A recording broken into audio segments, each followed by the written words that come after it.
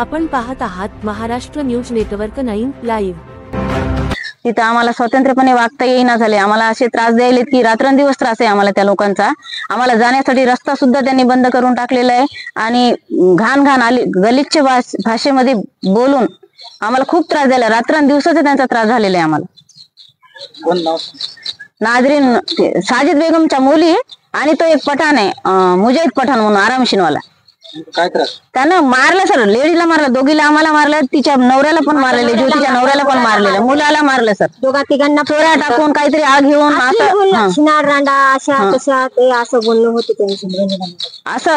असं घाण एकदम पण उघडे शिवाय असतात सगळ्याला चिनाले शिवाय बोलत नाही। कोणती बाईला ते चांगलं बोलणार नाही। ही रांड आहे, ही चिनाल आहे, हे अशाच बोलणार सर। एकंदरीत चारित्र्यावर चारित्र्यावर शिंतोडे उडवूनच बोलणार सर ते प्रत्येक। काय चांगलं बोलणारच नाही अजिबात। पण यांचा त्रास एवढा झाला आम्हाला, अगोदर आम्हाला बोरा वगैरे नव्हते, हे पाणी वेस्ट जाते पाणी फिल्टरचं, ते पाणी आम्ही घेत होतो त्यावेळेस तिने पाणी सुद्धा बंद केलं होतं। लाईट पण आम्हाला घेऊ देणार नाही, ती काहीच करू देणार नाही ते लोक आम्हाला। दलितले लोक हा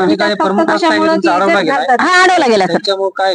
काय समस्या सर आम्हाला जाताच ना झालं, चिखल एवढा मोठा, पुन्हा तिथं पायवट होती ते त्यांना लाकड टाकून बंद करून टाकली आमची।